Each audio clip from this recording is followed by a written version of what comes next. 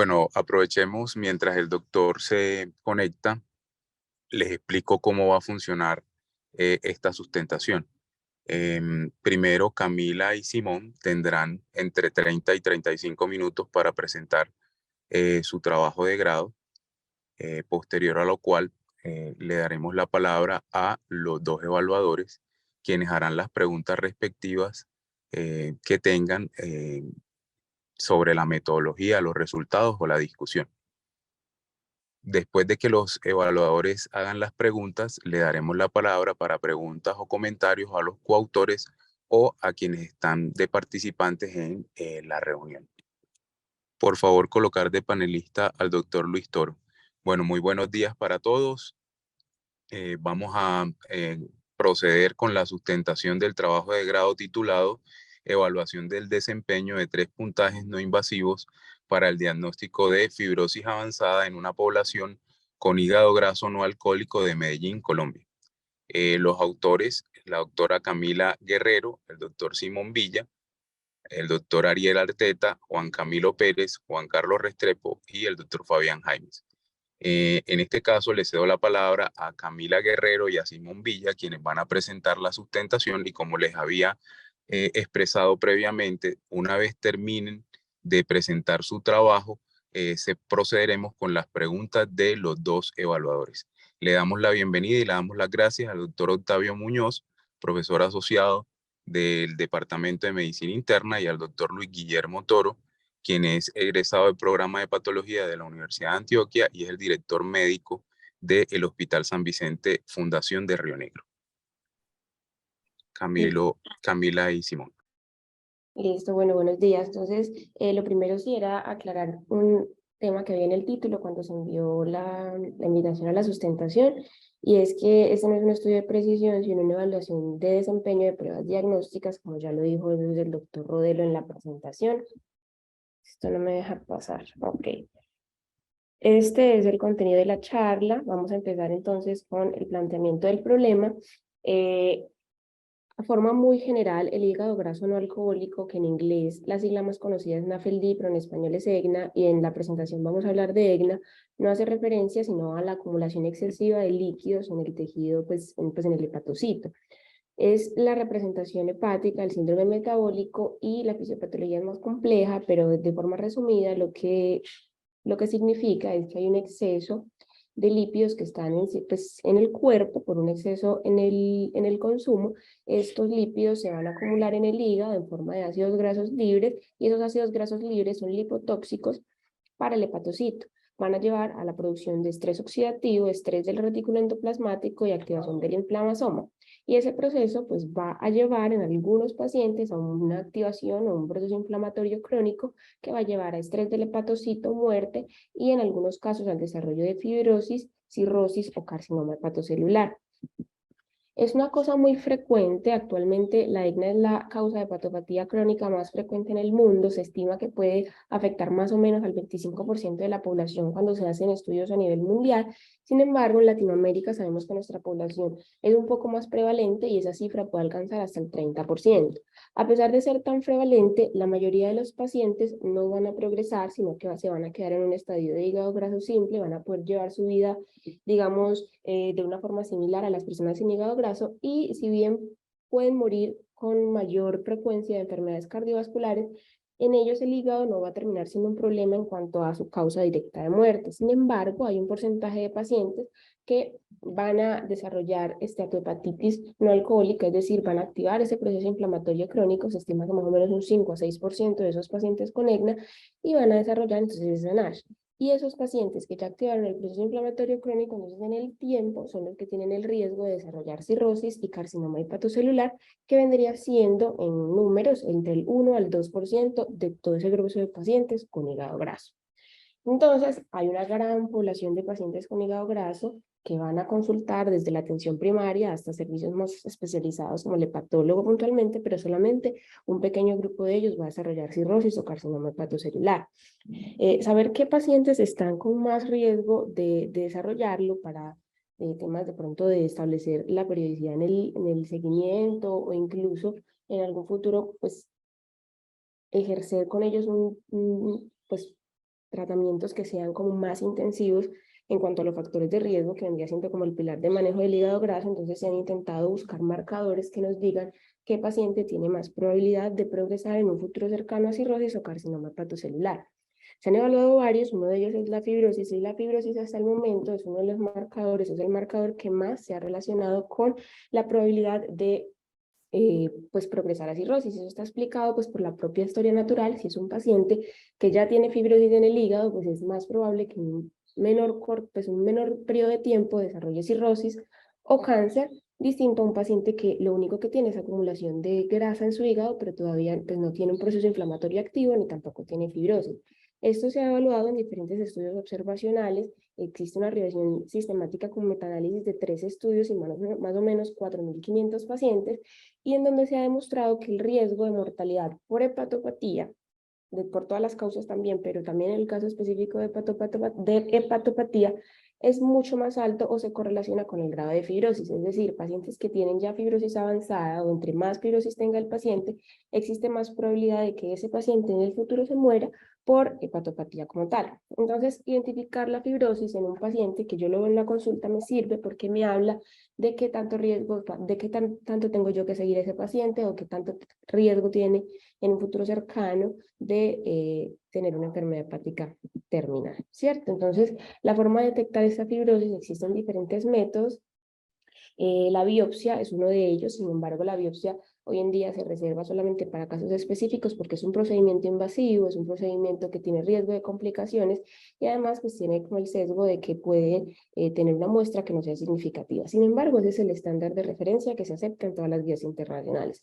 Existen pruebas de imagenología que probablemente allá es a donde nos dirigimos, por resonancia de y elastosonografía, que lo que hacen es detectar el grado de fibrosis que tiene el hígado con un buen nivel de precisión. Sin embargo, al ser una enfermedad prevalente en un país donde no está tan disponible, pues son realmente pocos los pacientes que pueden acceder como a esta tecnología. Los pacientes que, por ejemplo, viven en zonas más alejadas, o que no tienen acceso al especialista, o que el médico no sabe que esto existe, entonces no acceden a este tipo de estrategias. Y finalmente están los puntajes no invasivos, que se han evaluado varios también, y que en general en lo que consisten es una fórmula matemática en la que se utilizan pues, elementos que están disponibles. La mayoría de ellos solo utilizan transaminasas, plaquetas y elementos clínicos como la edad, y nos dan un puntaje. Y ese puntaje entonces nos clasifica al paciente como si sí pues tiene fibrosis o no tiene fibrosis, y de acuerdo pues a esa clasificación que nos da, nos habla como del riesgo como tal de ese paciente. Los puntajes que más se usan, el más recomendado en las guías internacionales del FIB-4, el FIB-4 utiliza plaquetas y transaminasas, y se ha evaluado en diferentes poblaciones: Japón, China, Alemania, Europa, Estados Unidos principalmente. También están el ratio AST-ALT y el APRI. Existen otros puntajes, hay otro que también está recomendado, que es el NFLD Fibrosis Score. En el momento del diseño de ese estudio, ese lo intentamos validar. Sin embargo, es un poco más complejo, requería datos de índice de masa corporal y de albúmina, que en la mayoría de nuestra cohorte eran datos que estaban ausentes, y por eso al final se excluyeron. En general, en los diferentes estudios de validación que se han hecho, el área bajo la curva ha variado entre 0.8 a 0.9, sobre todo en el caso del FIB-4, que es el que mejor le ha ido, los otros con un poquito el resultado más bajo. Y lo que siempre se ha destacado es que son puntajes que tienen un alto valor predictivo negativo, casi siempre más del 90%, por lo que pudieran funcionar como una estrategia de tamizaje. Es decir, si la prueba me da negativa, yo pudiera decir, señor, si tiene un hígado graso simple, o sea, no hay pues la probabilidad de que tenga fibrosis avanzada es muy baja, lo podemos seguir desde atención primaria y no mandar ese paciente al hepatólogo, y priorizar la remisión del paciente que tiene el puntaje más elevado, que es más probable que tenga fibrosis avanzada y que de pronto sí se pueda beneficiar mucho más de una atención especializada. Esto es simplemente un bosquejo de las guías, pues el algoritmo realmente que nos ponen en las guías de 2023 de la Asociación Americana de Enfermedades del Hígado, en donde nos sugiere utilizar el FIB-4, que es el puntaje más validado y el que mejor leído en los estudios, y el punto de corte que ellos nos sugieren es 1.3. Adicionalmente, ese FIB-4 tiene unos puntos de corte superiores que lo que buscan, más que decir que no, pues lo que usan es la especificidad, y que son pacientes que si lo tienen, en el caso de hígado graso se utiliza el punto de corte de 2.67, entonces eso nos sugiere con mucha más fuerza de que sí hay fibrosis avanzada, y que es un paciente que incluso se le debería tener como una mayor prioridad o una mayor atención en el seguimiento. En Latinoamérica Realmente hay dos experiencias, una que no la voy a poner porque lo que intentó fue establecer si para nosotros deberíamos tener un punto de corte adicional, pues distinto, pero no llegan como a una conclusión firme. Y existe otro que este es un estudio que se hizo pues salió publicado en 2012 y lo que hicieron fueron tener pacientes con diagnóstico histológico de EGNA en México y en Chile, en la Fundación Clínica Médica Sur de México y en la Universidad Católica de Chile, y ellos hacen una recolección de 228 pacientes y les miden estos puntajes. Es el único estudio que hay en Latinoamérica de validación, pues el que encontramos como tal de validación de puntajes preespecificados de estos puntajes no invasivos, y en ellos ven, digamos, algo similar a lo que se ve en los estudios internacionales, y es el que el FIB4, el del color verde acá, es el que tiene el mejor rendimiento. Y estos son como los valores puntuales que nos dan en sensibilidad, especificidad, valores predictivos LRs y AUC-ROC para pues tenerlos en cuenta, sobre todo al final cuando realicemos la comparación con nuestro estudio. Entonces el objetivo general de este estudio fue evaluar y comparar la exactitud diagnóstica de los puntajes FIB4, ratio AST-ALT y APRI para predecir fibrosis hepática significativa en una población de pacientes con diagnóstico de EGNA acá en Medellín, Colombia. Los objetivos específicos entonces eran identificar pacientes colombianos atendidos en el Hospital Pablo Tobón Uribe o en el Hospital Universitario San Vicente Fundación que tuvieran una biopsia hepática y que el diagnóstico fuera enfermedad hepática grasa no alcohólica. El segundo era realizar una caracterización demográfica y clínica básica de esa muestra de pacientes. El tercero, obtener información clínica y de laboratorio que nos permitiera calcular los puntajes que íbamos a validar. Y finalmente, determinar el desempeño diagnóstico de estos tres modelos para la detección de fibrosis avanzada en términos de sensibilidad, especificidad, valores predictivos y razones de probabilidad. La justificación está muy ligada al planteamiento del problema porque es una enfermedad de alta prevalencia, la necesidad de estudios no invasivos, baratos y disponibles, sobre todo para aplicar en atención primaria, y la ausencia de una validación en el medio local. Entonces, para esto nosotros diseñamos un estudio observacional de corte transversal, multicéntrico, retrospectivo en dos instituciones de alta complejidad en Medellín, Colombia. Los criterios de inclusión eran pacientes que tuvieran más de 18 años, una biopsia hepática con EGNA, ya sea que tuvieran esteatosis simple, esteatohepatitis, fibrosis o cirrosis, es decir, cualquiera del espectro, y que tuvieran además una evaluación por hepatología en la que se descartara etiologías alternas, porque la esteatosis puede ser secundaria a muchas enfermedades, ¿cierto? Entonces los criterios de exclusión vendrían siendo eso, que tuviera esteatosis de otra causa, hepatitis B, enfermedades pues distintas que puedan generar esteatosis, y sobre todo que se descartara un consumo de alcohol significativo, porque la hepatopatía alcohólica también se puede ver como esteatosis en la biopsia. Esos eran los criterios de inclusión, y el estándar de referencia que utilizamos es el recomendado. Entonces la biopsia hepática, se hizo la clasificación pues, de los resultados de las biopsias, estaba de acuerdo a la escala Nash-CRN, que es una escala que se hace como para evalúa distintos puntos, qué tanta actividad tiene la enfermedad, pues, la esteatosis, la esteatohepatitis, y tiene un apartado para la evaluación de la fibrosis, que va de 0 a 4. Entonces los pacientes con 0 son los que no tienen fibrosis, 1, diferentes grados, pero en general es fibrosis no avanzada 1 y 2, y cuando ya existe fibrosis grado 3 o fibrosis grado 4, que es fibrosis en puente o cirrosis respectivamente, entonces se considera que el paciente tiene fibrosis avanzada. Estos son los puntajes que nosotros elegimos validar, el FIB4, el API, el ratio AST-ALT, y acá están las fórmulas. En general ellas, pues hay unas que son más complejas, ratio AST-ALT es simplemente una división, pero las otras que pueden ser más complejas de memorizar, pues están disponibles en internet, pero lo que nos interesa que vean es que eran fórmulas simples, elegían datos únicamente como la edad, las transaminasas y las plaquetas. Los puntos de corte que utilizamos para ver si esto funcionaba o no, entonces eran puntos de corte que están preespecificados en la literatura y que son los recomendados por las guías. En el caso del FIB4, el punto de corte 1.3 es el punto de corte del límite inferior. Los pacientes, o sea, este punto de corte lo que se utiliza es para descartar la presencia de fibrosis si es menor a 1.3, y validamos el punto de corte superior para enfermedad hepática grasa, que es 2.67. La idea de este punto de corte entonces es buscando especificidad, entre más alto, nos habla de que es más probabilidad de que tenga fibrosis, y también de forma exploratoria validamos el puntaje de 3.25 porque el FIB4 no se desarrolló inicialmente para hígado graso, sino para hepatitis C, y en algunos textos o en algunos estudios similares al nuestro también se ha utilizado, pues, a validar este punto de corte un poco más alto para ver si nos permite tener como más especificidad a la hora del diagnóstico. la razón AST-ALT se utilizó el punto de corte de 0.8. Este puntaje realmente no está tan validado. Nosotros encontramos pocos estudios, pero el de 0.8 es el que le ha ido mejor, y también existe el punto de corte de 1. Y en APRI, el punto de corte de 1 es el más validado por tener 0.5 y 1.5, entonces decidimos hacer los tres. El análisis estadístico los hicimos en Stata y en R. Acá están las versiones de cada programa. Los datos demográficos y clínicos se presentaron en formas de medianas y rangos intercuartílicos, las variables dicotómicas en formas de valor absoluto y porcentaje, el desempeño diagnóstico, las medidas que utilizamos entonces son sensibilidad, especificidad, valor predictivo positivo y negativo, razones de probabilidad y AUC-ROC. Y el análisis principal se hizo sin incluir los pacientes con datos faltantes. Pacientes que no tenían datos suficientes, pues se excluyeron. Entonces, eran 34 pacientes en el caso de FIP4, 5 pacientes en el ratio AST-ALT y 30 pacientes en el caso de APRI. No hicimos análisis por imputación de datos. Vale, voy a dar la palabra a mi compañero. Bueno, entonces ahora presentando los resultados. ¿Quieres seguir, Camila, la siguiente?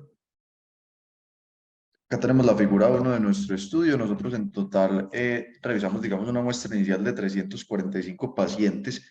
Tenían reporte de biopsia hepática con esteatosis, digamos, en todo su espectro, de los cuales excluimos 169 por estas razones que vemos acá, de los cuales 119 no cumplían criterios de exclusión, cumplían criterios de exclusión, perdón, en su mayoría por un consumo de alcohol elevado, diagnósticos de enfermedades pues, autoinmunes o infecciosas u otros.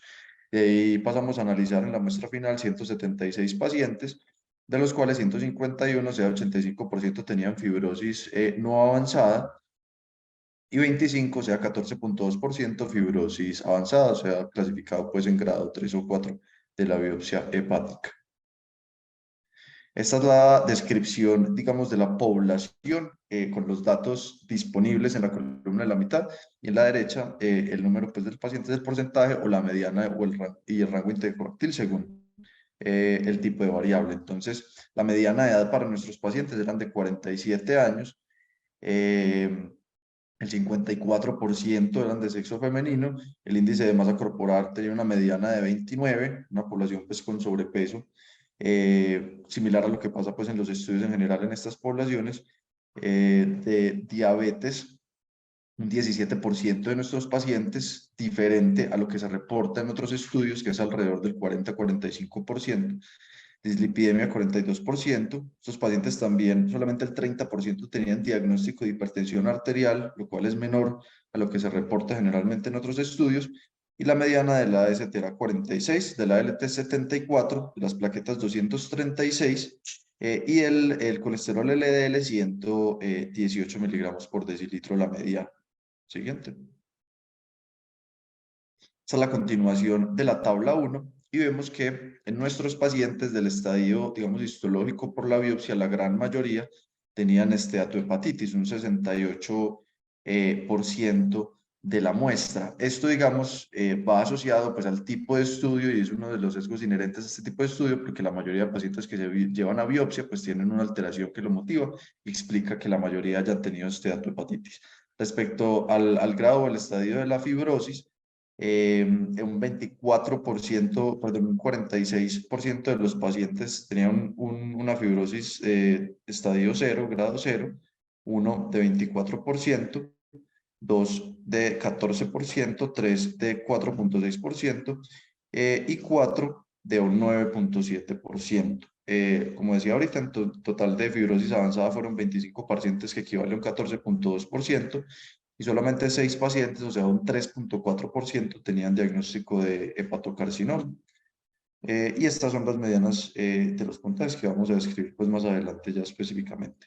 Esta tabla 2 es, digamos, también estas variables generales de la población, pero separado en pacientes que tenían fibrosis no avanzada y fibrosis avanzada en la columna de la derecha. Y vemos, esto es un ejercicio pues puramente descriptivo, por eso no ponemos variables de asociación en esta tabla, pero sí vemos que la edad en los pacientes con fibrosis avanzada era mayor, una mediana de 58 comparado con 46 de los pacientes sin fibrosis avanzada, de diabetes, un 40% de la muestra de los pacientes con fibrosis avanzada tenían diabetes comparado con un 13.2% de los pacientes sin fibrosis avanzada. Hipertensión arterial también era mucho mayor en los pacientes con fibrosis avanzada. El valor de plaquetas, la mediana, era menor en los pacientes con fibrosis avanzada, 159.000 plaquetas comparado con 247.000. Y también pues el diagnóstico de hepatocarcinoma, 4 pacientes en el grupo de fibrosis avanzada, que equivale a un 16%, comparado con 2 del grupo de sin fibrosis avanzada, que es solamente 1.3%. Y vemos cómo en los puntajes la mediana pues es mayor numéricamente en los pacientes con fibrosis avanzada, sobre todo en el de FIB4, que parece haber pues una diferencia mayor entre los dos comparado con los otros dos puntajes.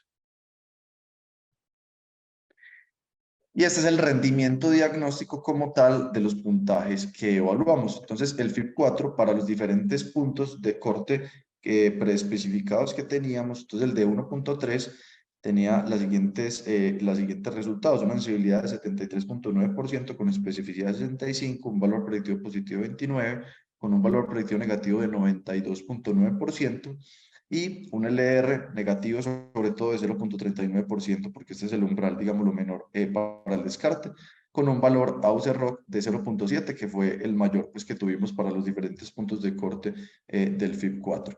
Y el otro, el 2.67, que en este caso tuvo una especificidad de 89.9%, valor predictivo positivo desde 42.9%, con un LR positivo de 3.8 y un valor AUC-ROC de 0.64. Y pues el de 3.25, digamos, no es el que recomienda, por ejemplo, la guía actual, pero sí vemos que obviamente pues aumenta un poco la especificidad, aumenta un poco el valor del LR positivo a 4.14, pero con una UC-ROC al igual pues de 0.63. Para la razón AST-ALT, digamos, el que consideramos fue el punto de corte de 1, parece tener una especificidad de 82%, con un valor predictivo negativo de 87, y un LR positivo de 1.57, LR negativo de 0.87 y un valor AUC-ROC de 0.55. El valor de 0.8 tuvo, digamos, mayor sensibilidad, menor especificidad, un valor predictivo negativo más alto, un LR positivo un poco más alto y un valor de AUC-ROC de 0.68, también pues un poco más alto comparado con el otro punto de corte. Y el APRI vemos estos tres de 0.51 y 1.5. De estos, el que tuvo el mayor valor AUC-ROC fue el de 1, con una sensibilidad también de 43%, especificidad de 81.3%, un valor predictivo positivo de 30, valor predictivo negativo de 88.5% y un LR positivo de 2.3, negativo de 0.67. Estos son unas curvas pues AUC-ROC que hicimos para los puntajes, para los puntos de corte de 1.3, 0.8 y razón AST-ALT de 0.8. Y la comparación, digamos, ya de los puntos de corte que consideramos que mejor se representan en nuestro estudio, sobre todo pues el del FIB4, que es el que tendría 2 puntos de corte para descartar, para confirmar uno superior y en un rango, digámoslo, intermedio o incierto en la mitad. Pues tenemos que la razón AST-ALT de 0.8 fue la que mejor se comportó, digamos que en este caso, para los valores inferiores, con un valor predictivo negativo de 0.7%, un LR negativo que digamos pues no es tan adecuado de 0.51, un valor AUC-ROC de 0.68, el APRI al igual, también con un valor LR negativo de 0.69, un AUC-ROC de 0.62 y el mejor, el FIB4 de 1.3, una sensibilidad de 73.9%, valor predictivo negativo de 92.9%, un LR negativo de 0.39 y el mayor pues valor AUC-ROC de 0.7, hablando pues de la capacidad discriminatoria de este punto de corte como prueba diagnóstica. Y para el umbral positivo, el FIB4 de 2.67 también pues fue el que tuvo el mejor desempeño para sugerir que el paciente pues tenía fibrosis avanzada con una especificidad, con un valor predictivo negativo, positivo, perdón, de 89.9%, un LR positivo de 3.88 y un valor AUC-ROC En este caso sí fue pues relativamente bajo de 0.63.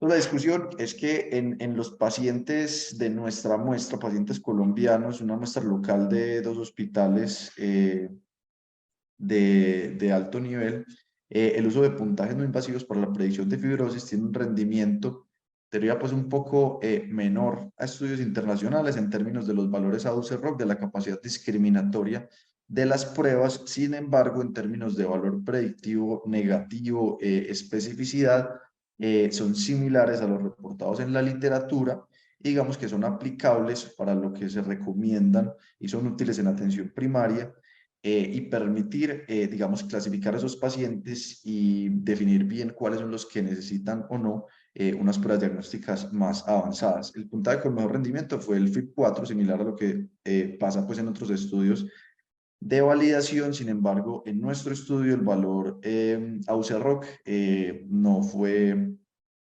óptimo.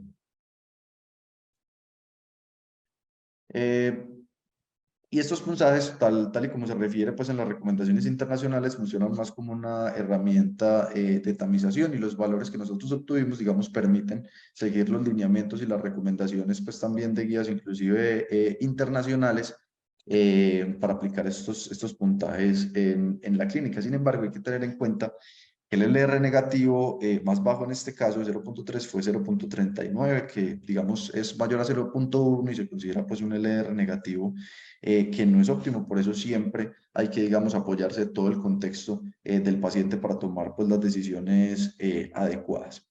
Y como lo decía pues al final, esto soporta pues el uso, digámoslo, como se recomienda en la literatura de estas pruebas en nuestra población local.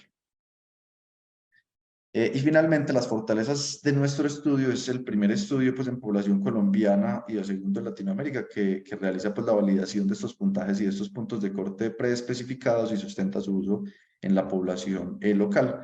Y las limitaciones es, pues, uno, el tamaño de la muestra. Esto también es un problema inherente a este tipo de estudios. La mayoría de estos estudios tienen muestras similares a la de nuestro estudio, porque es difícil recolectar una muestra suficientemente grande de pacientes con información de biopsia hepática y que no cumplan criterios de exclusión. Tiene un sesgo de selección porque son pacientes, primero, de un centro de alta complejidad, y segundo, pacientes que se llevan a biopsia hepática. Hay una razón importante que motive a hacer esa biopsia hepática. Entonces, por eso tenemos más pacientes con esteatohepatitis, y digamos, es también uno de los riesgos inherentes a este tipo de estudio. Y lo otro es que datos faltantes de la historia no nos permitieron calcular el NAFLD fibrosis score, que era uno de los que teníamos en el protocolo inicial del paciente, y que no se pudo completar toda la muestra en todos los puntajes por los datos faltantes. Sin embargo, pues la muestra sigue siendo relevante para el tipo y el diseño del estudio. Muchas gracias por la atención. Estamos atentos a observaciones y preguntas. Muchas gracias, Simón y Camila. Procedemos ahora a las preguntas de parte de los dos jurados, el doctor Toro o el doctor Octavio. Listo, arranco yo. Muchas gracias, Simón, Camila. Primero, resaltar la importancia del tema que provocó la investigación por su frecuencia, como lo resaltaron ustedes en las diapositivas iniciales, por los desenlaces que puede traer, y porque tenemos lastimosamente un aumento significativo de esta condición, y con más frecuencia vemos los pacientes avanzados cirróticos y que son potencialmente prevenibles, ¿cierto? Sin embargo, en un escenario donde estamos enfrente de una enfermedad que más o menos compromete un 30% de la población general, lo más importante es tener herramientas que le permitan a uno diferenciar cuáles son los pacientes a los que de los cuales hay que estar muy pendientes, o cuáles son los pacientes que pueden dar algo más de espera, o que se pueden contemporizar. Y en eso creo que radica la importancia de este trabajo. Sin embargo, en el trabajo me llaman la atención varias cosas que quisiera comentar, ¿sí? Lo primero es que, a pesar de que es un trabajo que es realizado en centros de alta complejidad, donde se supone que están los pacientes más enfermos, es llamativo que los pacientes tengan una condición relativamente benigna, ¿cierto? La mayoría de los pacientes fueron jóvenes, una menor proporción de ellos tuvo diabetes, la alteración de las pruebas bioquímicas no fue tan significativa, y por eso mismo, pues eso explica por qué la presencia de fibrosis avanzada en ese grupo poblacional fue bajo. Y me llama la atención eso mismo con respecto a que fueron los pacientes que se llevaron a biopsia hepática, ¿sí? No sé si ustedes cayeron en cuenta de esos hallazgos, que vi que no tuvieron como discusión en el texto de la investigación. Obviamente en el trabajo se nota pues la mano del epidemiólogo, ¿sí? Porque hay muchos detalles y muchas cosas que generalmente uno como clínico no se imagina buscar, y eso hace obviamente que el trabajo tenga mucha más fortaleza desde el punto de vista epidemiológico. Aparte de esos comentarios, yo quisiera hacer solamente dos preguntas.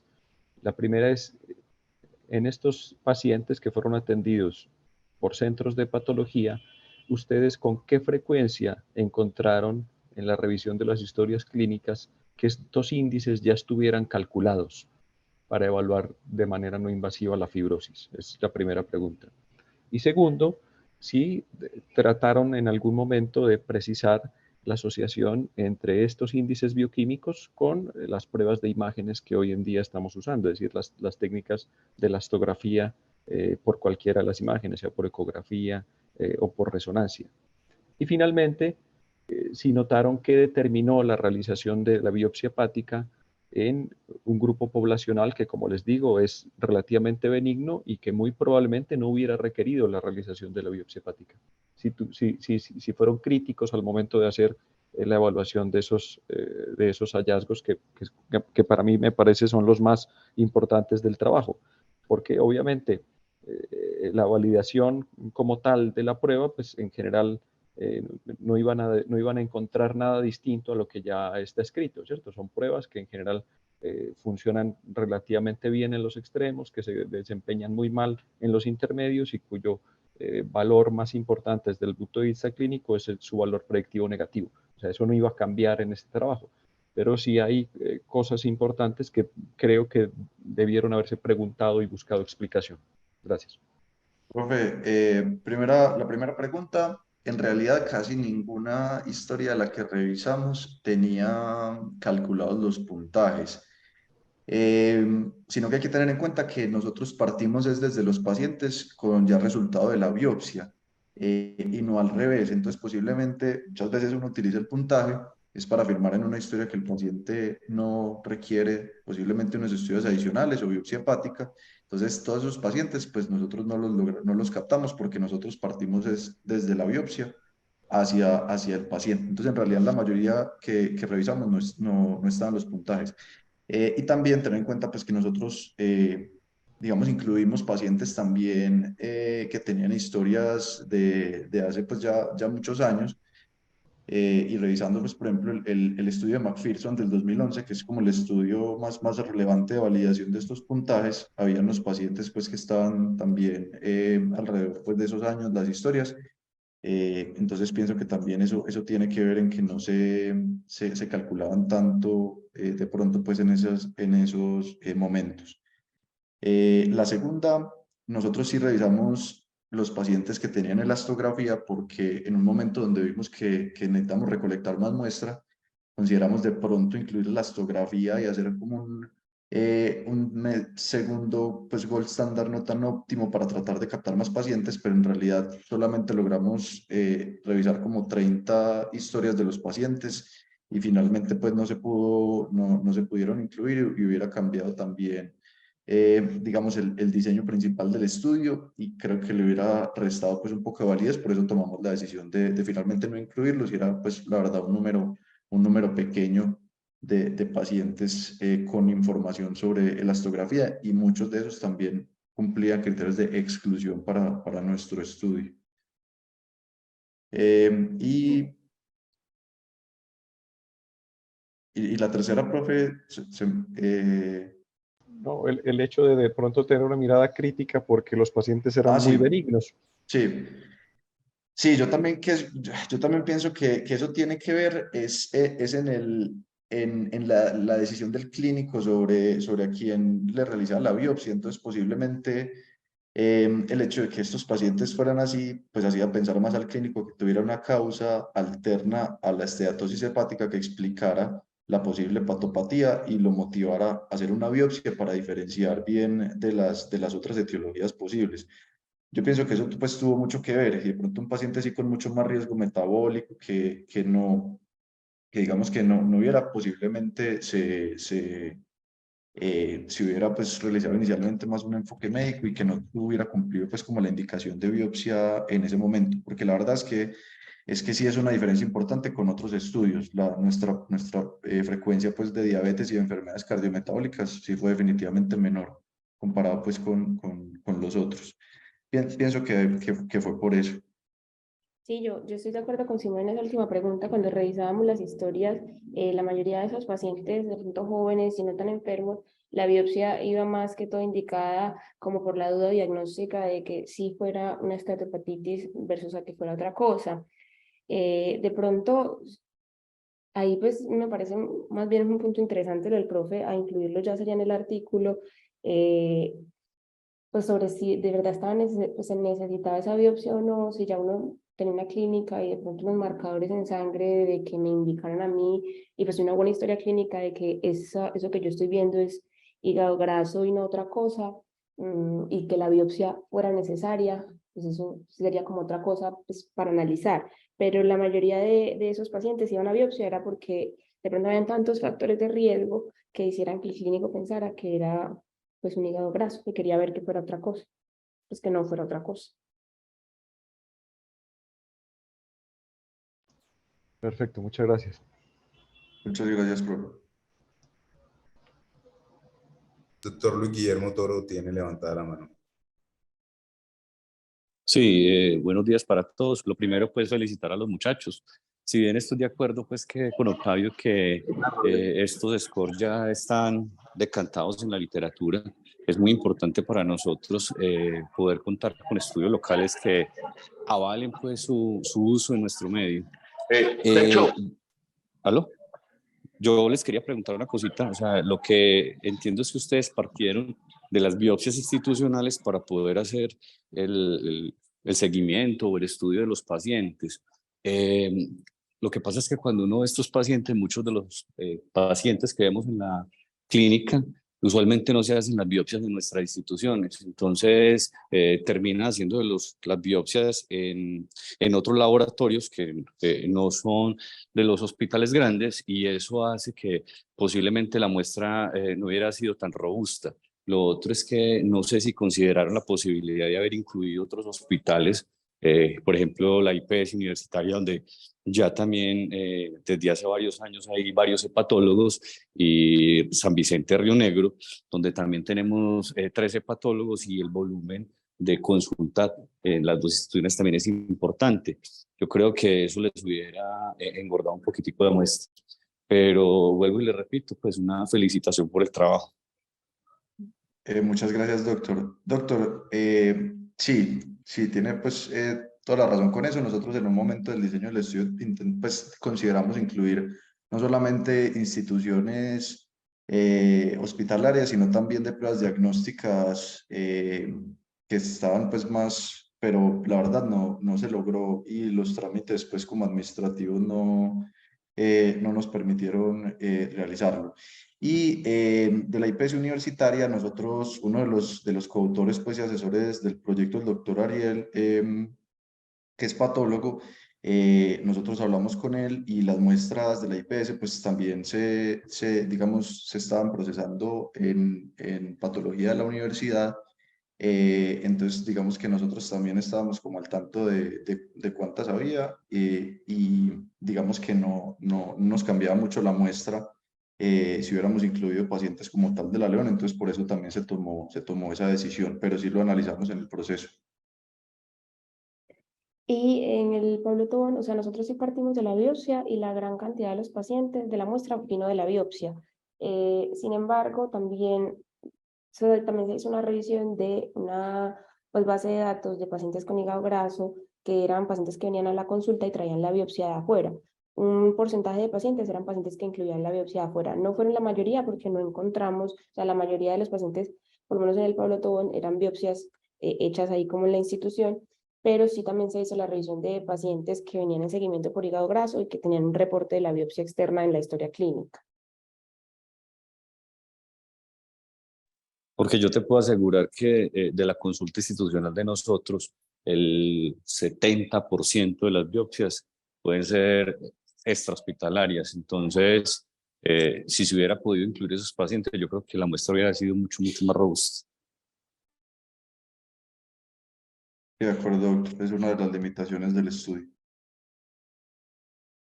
Muchas gracias.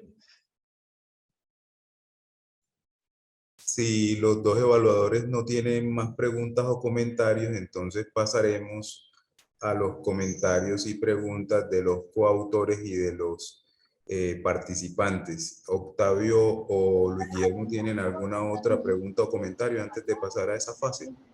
Dale, no, Joaquín, que siga el doctor Restrepo, que está con la mano levantada.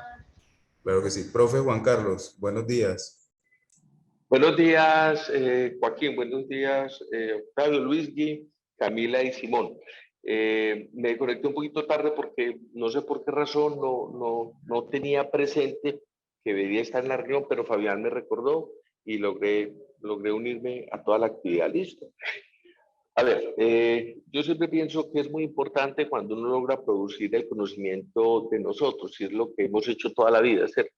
Tratar de crear de que se hable el lenguaje de las realidades que nos pasan a nosotros.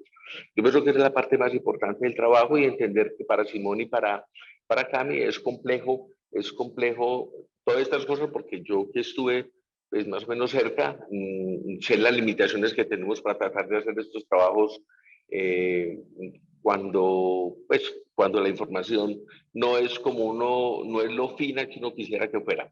A ver, lo otro importante también, y es de lo que escuchaba, de que decía Octavio y que también decían en los comentarios, es que estamos tratando de crear una escuela, entre comillas, tratando de que cuando se evalúen los pacientes de manera disciplinada y rutinaria, se calculen todos los scores de tal manera que a la hora de escoger una prueba no invasiva, ya que genera de pronto costos para las aseguradoras, tengamos el respaldo de que algunas de las pruebas indirectas, ¿cierto?, lo justificaron, y de la misma manera tratar de direccionar de una manera objetiva la toma y la decisión de la biopsia. Listo, era ese el comentario. Muchas gracias. Y felicitaciones a Cami y a Simón por el trabajo. Muchas gracias, profe.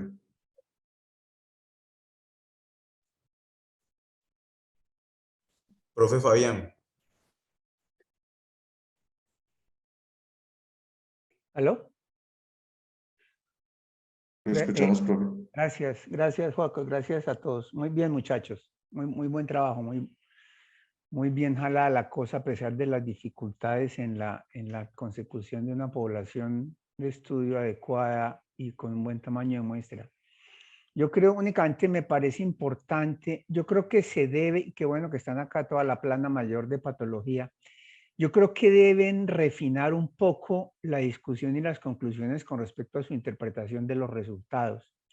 Porque miren que Octavio dijo algo muy importante, y es una población de estudio no solamente muy seleccionada, sino muy particular en sus características. Miren que hay una proporción importante de cirróticos ahí. Es decir, es necesario entender muy bien esta población de estudio para poder interpretar correctamente los resultados de la prueba, y muy particularmente la interpretación. Yo creo que alguna vez echamos caspa sobre esta cuestión de las pruebas diagnósticas. El uso más reproducible o más, digamos, sencillo, entre comillas, para transportar una prueba diagnóstica son los valores del LR. Cuando una prueba diagnóstica me da valores extremos del LR, yo tengo la tranquilidad de que esa prueba me va a servir en cualquier población de estudio. Un LR muy alto me dice, esta prueba me ayuda a confirmar la enfermedad en cualquier escenario en el cual yo esté con esa prueba. Y un LR muy bajito me ayuda a descartar esta enfermedad cuando yo estoy en cualquier población. El concepto es la transportabilidad. Pero miren que acá los LR son los menos, atractivos del asunto.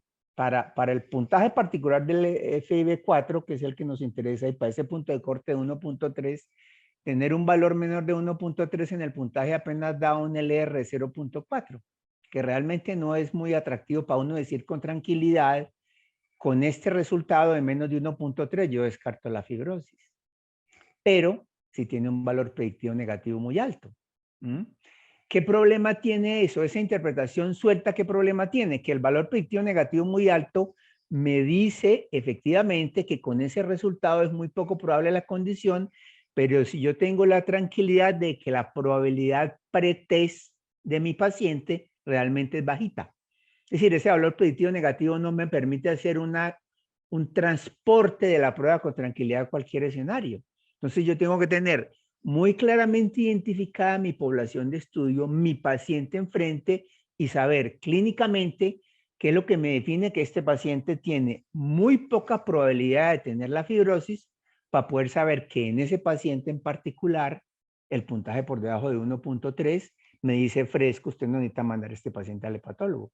Pero es necesario el componente clínico que me defina exactamente cuáles son las características que dicen este paciente tiene una probabilidad muy bajita. Y ahí sí puedo decir, este valor predictivo negativo me ayuda.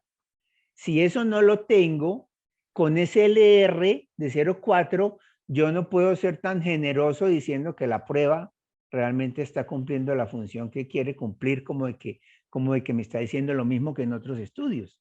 ¿De acuerdo? Y sobre todo teniendo en cuenta algo que mencionó al final en las limitaciones Simón, y es el concepto del sesgo acá. Aunque la población sea tan diferente, aunque la población sea tan particular desde el punto de vista clínico, el hecho de estar en centros de alta complejidad y sobre todo, mucho más importante, el hecho de que los pacientes se hayan seleccionado a partir del gold estándar, a partir del hecho de que todos tengan biopsia y no a partir de una característica clínica, digamos, el hecho de que hayan seleccionado a partir del final, por definición, genera una población en la cual es probable que tanto la sensibilidad como los valores predictivos negativos estén sobreestimados. O sea, en la vida real, en el paciente que están atendiendo un médico en cualquier parte con una ecografía que le dice hígado graso, en ese paciente en particular, probablemente este puntaje de 1.3 o menos no le va a decir lo mismo que les está diciendo a ustedes en el estudio. Entonces, ojo con la interpretación del paciente o con el problema clínico que se define como baja probabilidad de hígado graso y ojo con la interpretación de los números de la prueba de acuerdo con esa particularidad o con esas características clínicas que nos dicen quién es el paciente que tiene baja probabilidad de hígado graso. ¿Ok? Gracias y felicitaciones. Muchas gracias, profe.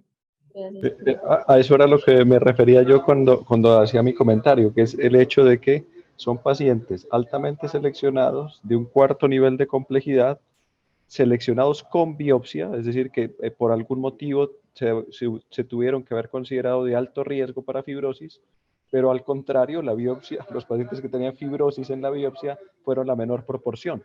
¿Sí? Eso es tal vez lo más importante para resaltar con respecto a la interpretación del desempeño de estas pruebas diagnósticas no invasivas en esa población.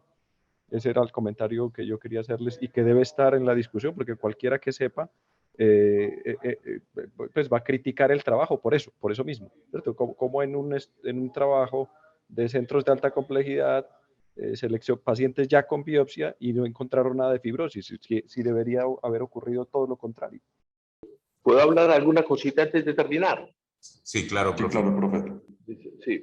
No, es que yo pienso que eso que dice Octavio es demasiado importante y quizás es el mensaje grande de toda esta selección de los pacientes y es como lo que se debe tratar de aprender a hacer en la consulta externa, ¿cierto? Es lo más importante. ¿Cierto? Porque es lo que indica que el hacer del especialista debe tratar de utilizar adecuadamente el recurso, ¿cierto? De tal manera que lo que está buscando, ¿cierto? Se consiga con la utilización más racional con lo que se cuenta. Yo pienso que ese es el mensaje, de los mensajes más importantes y lo que resalta también Octavio. Muchas gracias. Bueno, al parecer nadie más tiene comentarios. Yo también me uno a las felicitaciones. Excelente trabajo. Mi única recomendación, sin ser experto en el tema, es tener el dato preciso de cuántos tenían la ortografía y tener eso tabulado, porque es posible que un revisor o al momento de la publicación, aunque no haya sido un objetivo, les van a preguntar el dato preciso. Finalmente, entonces, les pido a los dos evaluadores que se queden conmigo ahora para hacer la valoración y determinar si si se puede hacer distinción del trabajo, y a los participantes les agradecemos por haber asistido a esta sustentación y les solicitamos pues desconectarse de la reunión. Muchas gracias. Muchísimas gracias a todos. Yo me debo retirar también, Joaco. Me debo retirar yo también, ¿cierto? Sí, profe. Listo. Muchas gracias, Octavio. Muchas gracias, Luis Guillermo, Simon y Cami. Los felicito. Y ya saben que está la opción, si ustedes están de acuerdo, en tratar de publicar una revista de nosotros con las correcciones que sean pertinentes. Listo. Muchas gracias. Muchas gracias.